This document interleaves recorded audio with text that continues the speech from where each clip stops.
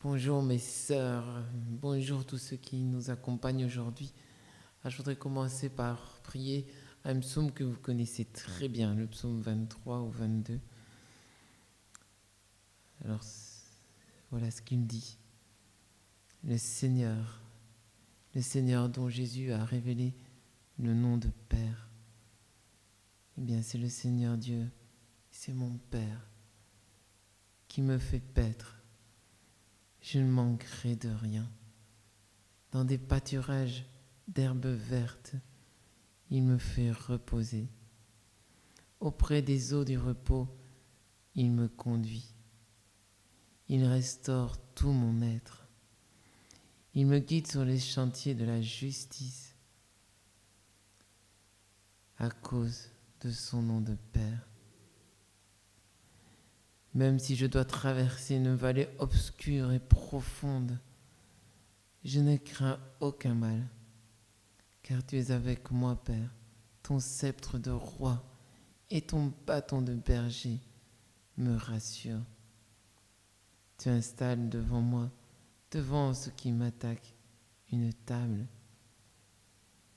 et tu enduis ma tête d'huile, ma coupe est débordante. Oui, le bonheur et la fidélité m'accompagnent tous les jours de ma vie. Je reviendrai dans la maison du Seigneur, mon Père, pour toute la durée de mes jours. Amen. Nous avons un Père qui s'occupe de nous. Aujourd'hui, je voudrais commencer par parler de la sainteté. Vous savez que tous les chrétiens sont appelés à la sainteté. Combien plus nous qui sommes consacrés au Seigneur, la sainteté est presque notre état naturel. Il faudrait qu'on puisse, le jour où on regarde vos congrégations, qu'on puisse canoniser chacune des religieuses de toute la congrégation. Il n'y a aucune raison qu'il y en a une qui ne soit pas sainte, c'est notre vocation. Alors c'est la vocation de tout chrétien, mais nous, on l'a choisi encore plus en se donnant tout à fait au Seigneur. On est fait pour être saint. Alors j'aime beaucoup dans le processus de canonisation, avant de dire que quelqu'un est saint, il faut d'abord lui dire qu'il est bienheureux. Comme dans le psaume, la fidélité de la sainteté et le bonheur m'accompagnent tout au long de ma vie. Et c'est normal, puisque celui qui nous guide a le sceptre de roi. Celui qui nous guide, c'est le roi lui-même, le roi, le Seigneur, le créateur de l'univers. Et bien même si on traverse les vallées de l'ombre et des ténèbres, si le roi est à côté de nous, et en plus qu'il a le bâton du berger, parce qu'il nous conduit, alors la sainteté est faite pour nous. Pour nous, pour nous. Il faut considérer comme normal qu'on devienne saint. Alors, parfois, on sort toutes sortes d'arguments, de fausse humilité, ou pour, je ne sais, dire, je sais pas, comme si la sainteté, c'était pas pour nous. Eh bien, la sainteté est pour tout le monde. Et en tout cas, pour tous les consacrés. C'est certain. Le jour où on choisit de donner sa vie au Seigneur, c'est qu'on a reçu l'appel à devenir saint. Et il faut, c'est notre nature, il faut l'être vraiment. Et aujourd'hui, je voudrais vous donner un petit truc pour devenir saint. Comment fait-on pour devenir saint? Alors pour ça, j'ai envie de vous lire un autre passage que vous connaissez bien lui aussi, mais du coup, dans l'évangile de Marc. Quand Jésus, avec ses apôtres, arrive à Jérusalem, avant d'arriver à Jérusalem, on arrive à Jéricho. Ils arrivèrent à Jéricho. Lorsque Jésus sortit de cette ville avec ses disciples et une grande foule, un aveugle nommé Bartimée, le fils de Timée, était assis au bord du chemin et mendiait. Quand il entendit que c'était Jésus de Nazareth, il se mit à crier « Jésus, fils de David, aie pitié de moi !» Beaucoup lui faisaient des reproches pour qu'il se taise, mais il criait encore plus fort « Fils de David, aie pitié de moi !» Jésus s'arrêta et dit « Appelez-le !» Ils appelèrent donc l'aveugle et lui dirent « Courage, lève-toi, il t'appelle !»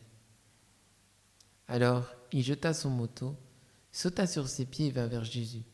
Jésus lui demanda, « Que veux-tu que je fasse pour toi ?» L'aveugle lui répondit, « Maître, fais que je voie de nouveau. » Et Jésus lui dit, « Va, ta foi t'a guéri. » Aussitôt il put voir, et il suivait Jésus sur le chemin. C'est toujours beau de voir cet aveugle Bartimée avec beaucoup d'enthousiasme là, qui saute, qui sort, qui court avec Jésus alors qu'il est aveugle, qui laisse son manteau et puis qui dit, s'il te plaît, fais quelque chose. C'est toujours beau de voir Bartimée qui crie, fils de David, Jésus, fils de David, aie pitié de moi. Il en avait entendu parler. Il voit qu'il passe et il veut mettre toute sa confiance en lui et lui dit, mais Seigneur, aie pitié de moi, fils de David, aie pitié de moi. Et pourquoi il crie si fort? Parce qu'il veut qu'il voie. Alors j'imagine un jour Bartimée venir, puis il dit, voilà, à sa famille, je vous demande pardon d'être aveugle. Parce qu'en fait, c'est normal de voir. Sa famille, elle va lui dire, oui, on te pardonne, mais c'est pas ça qu'il fait. Il demande pas pardon, il crie au secours. Libère-moi. Il y a quelque chose de bien plus grave que d'être aveugle. On peut, comme dit Jésus, être aveugle, on peut ne pas avoir de bras et rentrer dans le royaume de Dieu. Mais il y a quelque chose de pire, c'est le péché. C'est cette manque de disponibilité à Dieu. Mais souvent,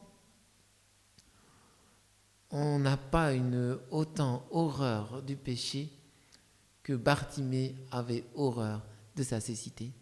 Et on s'y complaît. Et quand on demande pardon, c'est presque comme si on demandait pardon pour être en règle. Voilà, j'ai quelque chose que j'ai fait de mal, je sais bien que c'est mal parce que je connais les commandements, je connais la Bible. Et du coup, je vais me confesser et je demande pardon.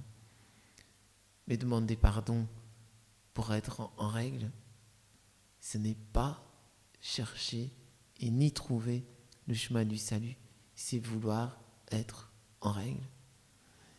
Mais Jésus ne veut pas faire ça. Il veut nous sauver.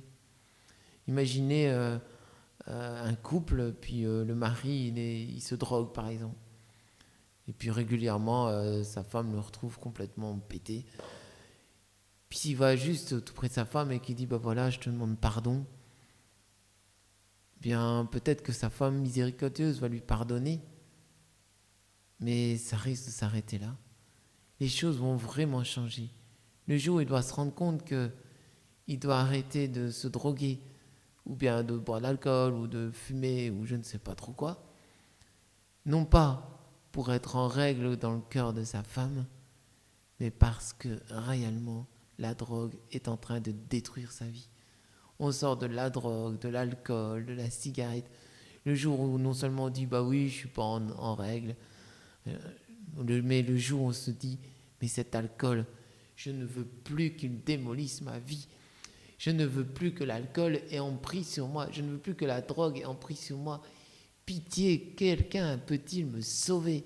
Je veux m'en sortir. J'en ai marre de cette drogue qui détruit ma vie. Eh bien, tant qu'on n'a pas cette attitude avec le péché, tant qu'on ne fait que demander pardon pour le péché, eh bien, pendant peut-être 20 ans, on va confesser les mêmes péchés. Les péchés, on s'en sort, non pas quand on demande pardon, non pas quand on a envie d'être en règle, et que quelque part, c'est dommage que c'est un péché, parce que ce serait plus sympathique pour nous si c'était permis, voilà. On commence à sortir de péché et entrer dans la sainteté le jour où ce péché-là que peut-être on trouve petit, ce péché-là, tout d'un coup, on se rend compte qu'il détruit. Il détruit ma vie, il détruit ma vocation, il détruit ma raison d'être, il détruit ma relation aux autres, il détruit quelque chose de mon être, il blesse le cœur de Dieu. Et on ne va pas que demander pardon, on crie vers le Seigneur, on dit « Au secours, s'il te plaît, libère-moi de ce péché, j'ai besoin d'être sauvé. » Jésus est le sauveur, n'est-ce pas? Mais le sauveur que des gens perdus. Tant que le péché, c'est juste quelque chose parce qu'on n'est pas en règle, parce qu'on a eu des mauvais points à notre bulletin, ou bien comme parfois dans des entreprises, régulièrement il y a une évaluation, j'ai raté mon évaluation. Tant qu'on est là juste parce qu'on veut être une bonne évaluation, ben oui, j'ai une bonne évaluation de ma vie spirituelle ou de ma vie religieuse, ou bien là, bah non, j'ai pas une bonne évaluation, même devant ses propres yeux. Tant qu'on n'est que comme ça, eh bien on ne s'en sortira jamais, je pense. Mais le jour où tout d'un coup on découvre que ce péché est quelque chose qui détruit ma vie, est quelque chose qui détruit le cœur de Dieu, est quelque chose qui m'empêche de vivre, et qu'on crie au secours, Seigneur, prends pitié de moi. Seigneur, prends pitié de moi, pécheur. Seigneur, prends pitié. Et qu'on crie de toute notre tripe, je ne veux plus de ce péché. Et qu'on crie, Seigneur, sauve-moi. Moi, j'en suis pas capable, mais toi, tu peux me libérer. Alors ce jour-là, on n'entre pas seulement dans la miséricorde, ce qui est déjà beaucoup, mais on entre dans le salut. Et à ce moment-là, le Seigneur peut nous prendre par la main. Il peut venir nous sauver. Parce que lui, il est capable de le faire. Et il faut faire ça pour tous les péchés. Comment c'est possible qu'un péché soit encore admis dans nos propres vies? Le péché n'a pas place dans nos vies. Il faut pas régulièrement, j'espère que vous le faites, demander à vos frères, à vos sœurs, s'il te plaît, si tu veux vraiment m'aimer, montre-moi mon péché. C'est un bel exercice de carême, je vous invite à faire ça. Soyez prêts à tout entendre et allez voir vos sœurs, vos frères, les gens qui vous connaissent. Vous lui dites, dis, si tu veux vraiment m'aider, si tu es quelqu'un qui m'aime, est-ce que tu veux bien me dire mon péché? À ton avis, qu'est-ce que je dois changer? Le jour où vous voulez vraiment changer, et quand vous vous rendez compte, vous criez au Seigneur, Seigneur, sauve-moi. Alors le Seigneur peut commencer à nous sauver, à faire pour nous cela. Nous sommes appelés à devenir saints. Et tant qu'on n'est pas saint, c'est pas normal. Nous sommes appelés à devenir profondément bienheureux en présence de Dieu. Et qu'est-ce qui détruit le bonheur? Eh bien, c'est le péché. Don Bosco disait toujours à ses jeunes, le péché vous vole votre bonheur. Et il disait en écrivant la biographie de Dominique Savio, Dominique était toujours joyeux. Et si par hasard il se sentait morose ou quelque chose qui n'allait pas, eh bien elle allait se confesser et remettre toutes choses dans ses mains. Et Dominique Savio, vous savez, qu'est-ce qu'il a dit le jour de sa première communion? Je ne veux pas le péché, à tel point, enfin ça c'est moi qui rajoute, mais ce qu'il a vraiment dit, la mort plutôt que le péché. Je ne veux pas le péché dans ma vie, je n'en veux plus. S'il te plaît Seigneur, pas ça, je préfère mourir que pécher. Que aujourd'hui, ça soit le dernier jour où j'ai un péché dans ma vie. Et toi, Seigneur, tu peux m'en libérer. Libère-moi de tous ces péchés qui me collent à la peau, que j'en pleure, que je crie au secours, Seigneur, sauve-moi. Seigneur, je voudrais vraiment te prier pour tous ceux qui sont là et qui écoutent cette parole. Qu'ils puissent sentir grandir en eux ce désir de sainteté. Qu'ils puissent savoir que tu es le bon berger qui guide, qui nous guide. Que tu as un bâton, un sceptre de roi et un bâton de berger. Et que même si nous traversons les vallées les plus obscures, les plus profondes, toi tu peux nous guider. Tu peux, avec ton huile sainte, nous donner une onction. Et tu peux nous faire habiter dans ta demeure pour la durée de nos jours. Parce que notre place est là dans ton cœur. Notre place est là pour toujours. Amen. Alors que maintenant que j'ai bien dit que la sainteté, c'était notre état normal, je voudrais quand même dire que la sainteté n'est pas le but. Parce que parfois, quand on croit que la sainteté est le but, on se trompe encore. Parce que parfois on veut être saint, non pas parce qu'on déteste le péché par exemple, et que ce péché colle à notre peau, mais parce qu'on a encore envie de briller, on a encore envie de dire « Oh, je suis saint », on a encore envie de paraître bien, et peut-être même de mériter notre place au paradis. Nous n'avons pas besoin de mériter notre place au paradis. Le bon larron n'a pas besoin de mériter quoi que ce soit, il a suffi qu'il reconnaisse son péché devant Jésus pour que Jésus puisse lui dire « Avec moi, tu seras demain au paradis ». On n'a pas besoin d'être saint pour aller au paradis. Il suffit de reconnaître son péché, de l'avouer humblement et de vouloir ce que Dieu veut pour entrer au paradis. Mais pourquoi nous consacrer? Nous avons spécialement le devoir de devenir saints, parce que c'est les saints qui font le plus de bien dans le monde. C'est eux qui changent le monde. C'est eux qui apportent quelque chose au monde. Et le but, nous, c'est la charité et l'amour. Nous sommes là pour donner le salut au monde. Mais ceux qui le donnent le mieux, ce n'est pas ceux qui font le plus de choses, ceux qui sont les plus organisés, ceux qui ont des meilleurs agendas, ceux qui ont les meilleures méthodes. En fait, porter du fruit comme chrétien, c'est être un bon arbre. Et c'est les saints qui portent le plus de fruits. En fait, les gens, le monde, a besoin de votre sainteté, parce qu'il a besoin de vos fruits. Il faut qu'on puisse venir cueillir, quand on vient tout près de vous, les fruits que Dieu veut donner au monde. C'est pour ça que nous sommes faits. Et nous prions pour cela. Amen. Seigneur, donne-nous une telle compassion pour le monde et pour nos frères et sœurs, que nous ayons le courage de porter du fruit pour ta joie et pour ta gloire. Car c'est ta gloire et ta joie, Seigneur, que nous portons beaucoup de fruits.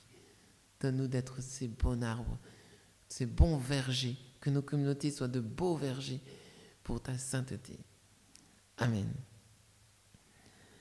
Alors je voudrais terminer par répondre à une question sur le travail. Alors j'ai dit quelque chose du genre, je pense qu'il ne fallait pas être attaché à notre travail parce que c'est le Seigneur qui veille sur nous et que nous on ne doit pas être comme de ceux qui veulent à tout prix un travail parce qu'ils doivent survenir à leurs besoins.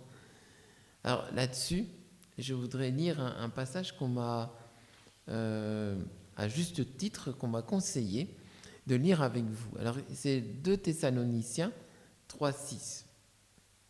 Voici ce qu'il est dit. Frères, nous vous le demandons au nom du Seigneur Jésus-Christ. Tenez-vous à l'écart de tous les frères qui vivent en paresseux et ne se conforment pas à l'enseignement que nous avons transmis. Vous savez bien vous-même comment vous devez suivre notre exemple, car nous n'avons pas vécu en paresseux chez vous. Nous n'avons pas demandé à personne de nous nourrir gratuitement. Au contraire, acceptant peines et fatigues, nous avons travaillé jour et nuit pour n'être à la charge d'aucun d'entre vous. Nous l'avons fait non pas parce que nous n'aurons pas le droit de recevoir votre aide, mais parce que nous avons voulu vous donner un exemple à suivre. En effet, quand nous étions chez vous, nous vous avons averti que celui qui ne veut pas travailler, qu'il ne mange pas non plus. Et ailleurs, il dit, en Éphésiens 4, 28, à ceux qui volaient avant, maintenant ne volez plus, au contraire travaillez pour avoir de quoi vivre et même avoir de quoi donner aux pauvres. Pourtant, je continue à dire que nous, en tant que religieux, nous ne travaillons pas d'abord pour gagner notre vie ou faire vivre notre communauté. Nous sommes prêts à mourir pour le Christ. Et si par hasard le travail nous était enlevé, eh bien on ne devrait pas aller chercher à droite, à gauche en disant s'il vous plaît donnez-nous quelque chose à manger, parce qu'on est prêt à donner notre vie pour le Christ. Par contre, ce n'est absolument pas pour entrer dans l'oisiveté. Jésus l'a bien dit en Luc 12 par exemple, cherchez le royaume de Dieu et sa justice et tout le reste vous sera donné par surcroît. Nous devons travailler au royaume de Dieu et c'est important de travailler au royaume de Dieu, non pas dans l'oisiveté. L'oisiveté, la paresse est un de ces péchés dont il faut demander au Seigneur d'être libéré. Et toutes les congrégations religieuses, et Don Bosco lui-même aussi disait par exemple, il faut apprendre dès notre plus jeune âge que nous sommes faits pour le travail. Effectivement, notre travail, c'est ça, c'est de travailler au salut des âmes. Alors du coup, c'est vrai que souvent, on doit aussi travailler pour subvenir à nos besoins, comme Saint Paul. Mais on ne travaille pas pour subvenir à nos besoins parce qu'on a envie d'une maison coquette, d'une jolie petite voiture et tout ça. On travaille de nos mains pour être un témoignage, pour n'être pas à la charge de ceux qui nous confient, et aussi pour avoir de quoi donner en surplus aux pauvres. On ne travaille pas parce qu'on a peur de manquer. Ça ne nous dérange pas de manquer. on est prêt à manquer de tout, on a donné de toute façon notre vie au Seigneur. On travaille pour être un exemple, pour pouvoir donner et pour ne pas dépendre les uns des autres. Nous, on choisit de travailler pour subvenir à nos besoins et par là, pour être un témoignage véridique. En effet, quel genre de témoignage on aurait si jamais on parle à des pères ou des mères de famille qui doivent travailler toute la journée et sinon on était là dans l'oisiveté en leur demandant en plus à eux qui ont travaillé et qui ont une famille, s'il vous plaît, donnez-nous à manger. Non, ce serait un contre-témoignage. Au contraire, il faut nous aussi travailler en disant, mais comme nous travaillons, nous subvenons à nos besoins. Et ce que nous avons de plus, nous sommes heureux de vous le donner en plus. C'est un contre-témoignage de dépendre des autres. Mais parfois, ça dépend aussi de la grâce de la communauté. Il y a des communautés, par exemple, comme certaines communautés de Mère Teresa, qui ont choisi de travailler, mais par exemple pour ramasser les mourants que personne ne ramassait. Et ils travaillent toute la journée pour ramasser les mourants que personne ne veut ramasser. Et ils les ramassent, ils disent, mais on travaille tellement qu'on n'a pas le temps en plus de travailler pour subvenir à nos besoins. Et alors là, ben voilà, le Seigneur, à ce moment-là, lui aussi, par sa providence, il subvient à nos besoins. Et là, je pense que c'est comme Saint Paul qui disait, ben oui, il y en a qui ont le droit de dépendre, mais ça, chacun doit discerner en communauté la grâce de notre communauté. Mais de toute façon, qu'est-ce que soit notre travail que l'on fait, que ce soit pour faire vivre notre communauté, que ce soit pour faire des tentes comme Paul, que ce soit pour enseigner ou n'importe quel autre travail, ou ramasser des mourants, il y a une chose, un point commun, c'est que tout ce que nous avons, nous le donnons au Seigneur, et aussi notre travail est toujours fait dans l'amour du Seigneur. Amen.